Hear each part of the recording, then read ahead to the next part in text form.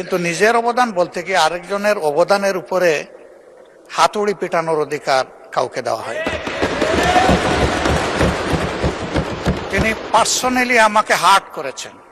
ফজলুর রহমানের বক্তব্যের প্রতিবাদে জামায়াত আমির ডাক্তার শফিকুর রহমান যা বললেন। আমি শ্রদ্ধা রেখেই বলতে চাই, মাননীয় সংসদ সদস্য বয়সে আমার বড়, তিনি মুক্তিযুদ্ধে তার অবদান সবকিছুই বলেছেন, কিন্তু নিজের অবদান বলতে কি আরেকজনের অবদানের উপরে হাতুড়ি পেটানোর অধিকার কাউকে দেওয়া হয়।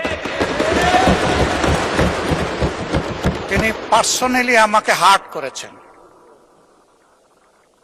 তিনি বলেছেন যে আমি বলে থাকি আমি শহীদ মুক্তিযোদ্ধা পরিবারের সদস্য, তাহলে ইনি এটাকে চ্যালেঞ্জ করছেন।